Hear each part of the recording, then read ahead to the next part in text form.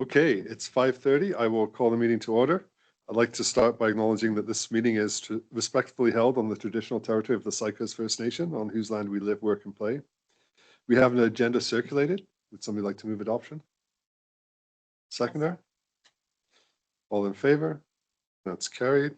We have the minutes from the February 23rd regular council meeting. Would somebody like to move adoption? Seconder? All in favor? It's carried. 4.1, we have the official community plan bylaw up for third reading. Adoption. Okay, adoption. Go ahead. Second. Any discussion on that? All in favor? And that's carried. All right, delegations. We'll move it. Is it just yourself, Paul, tonight? Okay, we will give the floor to you. Oh, can you get rid of that? Yeah, there we go. Okay, thanks. what is that?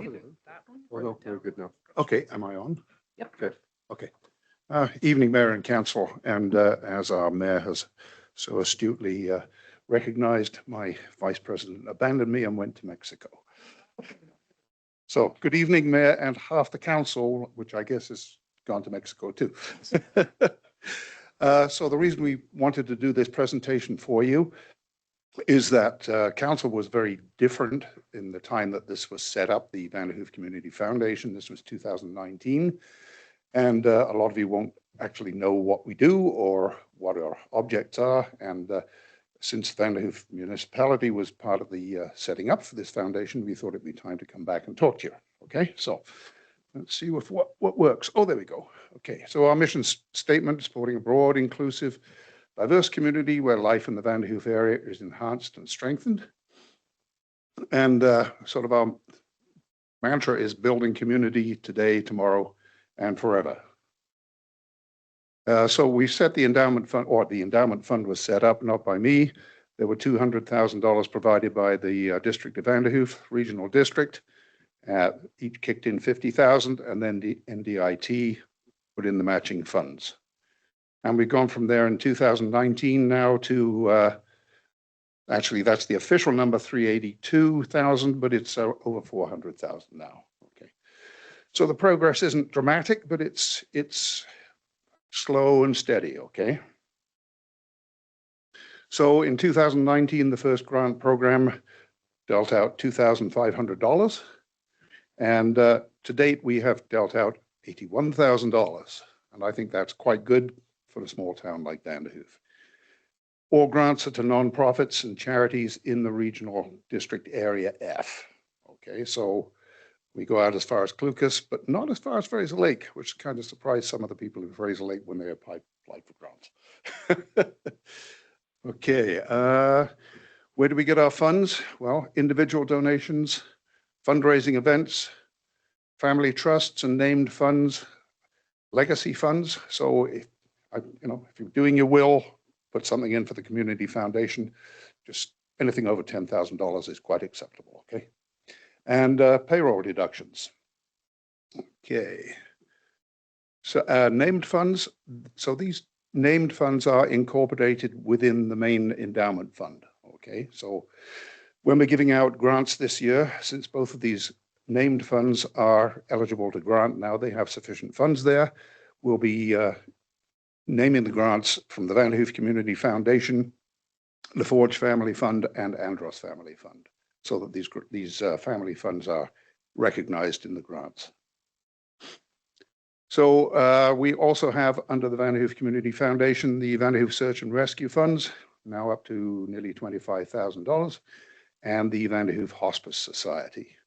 And the advantage of the community fund for these organizations is they won't get $5,000 for somebody and spend it and it's gone.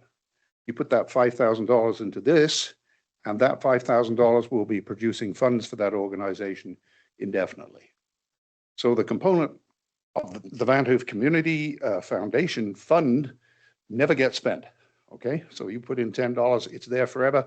It's going to be producing income and grants forever.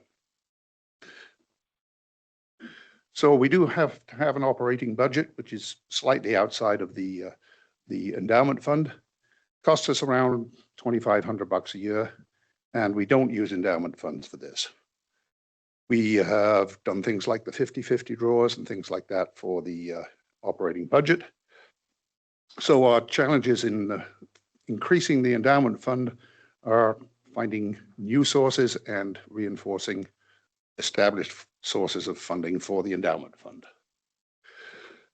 We've worked with the Wild Goose Chase to produce some funding there. That's been very successful. The organizers for the fund said, sorry, for the Goose Chase said, oh, we would love to have some reliable people that turn up and help us run the event. So we said, hey, we'll do it. And that's been very effective. We did the Light the Tree campaign this fall, Christmas, and I think that was successful overall. We'd like to do it better next year and bigger with more bulbs, because it looked to me like we needed about twice as many bulbs on the tree. And we're contemplating doing a beer fest in 2026. Since those things seem to raise money, but I'm reading that people are stopping drinking these days, so we'll have to think about that a bit more. Payroll deductions, we are working with the new industry in the area to see what we can do. And we're working with established institutions on the payroll deductions. Those are really the best form of income for an endowment fund. They're meant to be small. It's meant to be like $10 a month or something like that. And at the end of the year, those funds are tax deductible for the person paying that. And it's, you know, it's a big coffee once a month you're donating, and it will have long-term excellent effects. And that's it. So, any questions on how we operate? Anybody have I don't want any questions for Paul? questions on grants because we haven't put it out yet. But I think this year we're going to be giving out 25,000. Okay. Wow. Yep. Any questions? Thank you, Paul. Okay, good. Yeah, All no, right. thanks. This, you know, I was around when this got set up. I think Yep. it's been a really good asset for the community to have, and I wish you all the success in growing that endowment and how Yep. we can get more funds out to nonprofits in the area. Okay, we are way behind Fort St. James. I'd just like to I know. mention. Fort St. James has got over $1 million, and I'm going, why is Vanderhoof not at that level? So No, they started growing theirs right away with those big fundraisers, right? yeah. Still, That's the Martins. And I was going to just say too, I'm glad you did this. There's lots of stuff there that we weren't here when it was set up, of course, like you mentioned. Yep. But it's great to know that that's there and how well that's doing. So yep. I appreciate that report. That is something to be proud of and support for sure. Okay, good. Thanks. Okay, Thanks, Paul. have a good evening. I'm on to the next meeting.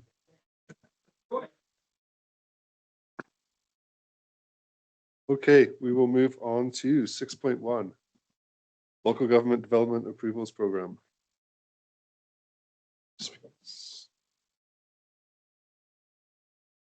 So we're looking for council support as we put in an application to UBCM for the development approvals program. And so what this will provide us with is funding to allow us to be able to hire a consultant in order to assist us with our development processes. So currently we don't have an established process of how we would go through new development applications that come in, new building permits and things like that. So this will help us to improve that, help us to improve our efficiency, our transparency and consistency in our operations, and will allow us just to make better decisions as we move this forward. So the grant will provide us with funding that will, again, have that consultant work with our staff in order to be able to develop this program. You have a recommendation there? Second? Okay, any discussion? Seeing none, all in favor? That's carried. Really good. Looking forward to seeing how it progresses. 6.2, Fire Department Duties and Remuneration Policy. Push your button and I'll see which one you are. There we go. All right, thank you.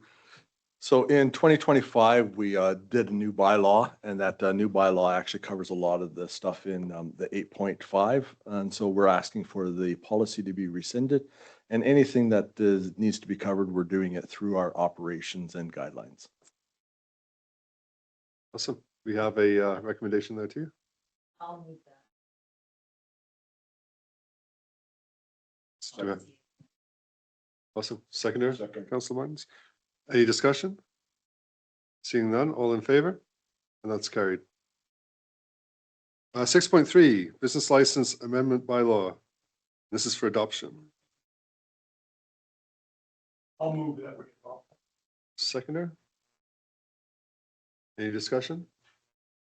All in favor? It's carried. Okay, moving on to information items, we have council priorities there. Again, as a reminder of our strategic priorities and how we want to get there. 7.2, we have the RCMP crime statistics. Any discussion there?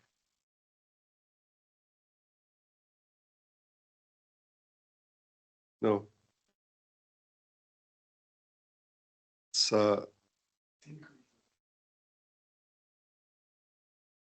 yeah.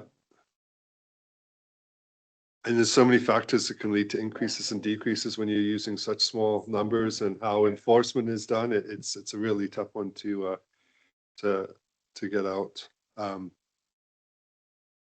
It's better if the RCMP were here because. Yeah. like Your mic. Assaults, like they doubled from last year to now, but what is that? We don't know unless we have someone here to interpret these for us. Okay. Let's move on from that. Let's go to, we don't have correspondence there, so let's go to council items, and we'll start with Councillor Lozay. Okay, not a lot. So on February 24th, I attended the Centennial Committee meeting, and we were given a checklist of what needs to be done and what has to be done yet. And as Councillor Martins likes to remind us, it's moving fast towards our celebration date. So it's good to see a lot of those items on that checklist come off, but we still have a bit of work to do. March 5th, I attended a budget meeting. Again, I just like to thank staff for putting together a budget that looks a lot better than it could have looked. And so I really want to acknowledge that and thank staff for that. You know, there was a lot of thought put into it and time. So that was good. It'll be good to see what kind of feedback we get from the community on that. On March 7th, I attended a International Women's Day event hosted by the Chamber at Beans. And once again, another very successful celebration of women, and some really, really good stories were shared. And those stories were very encouraging, as they stressed how we all face challenges. And it is encouraging to hear how those challenges that are overcome, how they can be overcome and have been overcome. And so I felt feeling very, very uplifted. And it also emphasized how important it is to give and receive support. So it was a wonderful, successful event, again, hosted by the Chamber. Thank you, Shelley. And yeah, and that's it for me. Perfect. We'll go on to Councillor Bulmer. The only thing, I went to the budget meeting on the 5th as well, and I have similar thoughts as well of how well it's been put together and presented to us. Then I also attended the Business Excellence Awards. Again, kudos to the Chamber. You're getting a lot of kudos here tonight, Shelley. It was a well-run event, and I think everyone there had a really good time. My congratulations to all the winners. We had great taco bar and ice cream sundae bar. It was awesome. So I want to thank the Chamber for that, and that's it for me this time. Councillor Martins. Thanks. Mine is really no different than anyone else. I as well attended the budget meeting and the Centennial meeting. The checklist was an important thing, and all of us that were there, we'll go over it again at the next budget meeting coming up. That is a good way of doing it. And I have been able to check off a few more items this, since the last meeting as well too. So it is moving along. I was just going to reiterate what Tom was saying. The business awards, I thought it's a good thing for our community too, I think, to have that, and it was well received for sure. The mayor was there and a couple of us, so that was really good. I think that's it for me. Thanks. Awesome. Councillor Frankel. Yeah, thanks. Echoing just about everything that's gone on. A couple centennial meetings there on the 24th and 27th. COM4 expansion meetings with CICUS, the BC Community Forest Association, NACHACO. We've had 3 or 4 of those, and we're moving it along. So that's a good news story. Today was a phone call with the update team. So, you know, we're moving that along. And then another forestry one was on March 5th. We had our quarterly update with the Ministry of Forests and just letting them know what we're up to, and they were letting us know what's going on in their operation. So I appreciate all that's being done. And yes, the budget meetings are the budget meetings, and I'm glad we've got 2 under our belt, and I think we're going to public for comment, and after that, yeah, we should see the end of this year's budget. It'll be awesome. Thanks. Thank you. Yeah, most people have already touched on. I think I've been in all those apart from the Women's Day event. I was in Prince George watching the biathlon competition there. Also went to CICUS and Settlers on the weekend. It was good to see that screening. It was pretty well received, a fair number of people there. So that was good as well. Just want to touch back. Councillor Frankel said, you know, the fiber side of things is taking up a lot of time right now. Well, it's taking up, we're investing a lot of time in it, and I think it's really good. The relationship we have with the local office is good, so it's good to keep those quarterlies going. But there is an awful lot going on, and making sure that the COM4 expansion goes along as anticipated. And I think we'll be having a community forest meeting. I don't know when the next scheduled one is, but if not, we'll be scheduling one in to bring some stuff back to the board, and look forward to trying to get a meeting with the minister when I'm in Victoria the week of the 22nd of April, right? So getting that lined up now and making sure we can hit it home. Thank you. With that, I declare the regular meeting adjourned.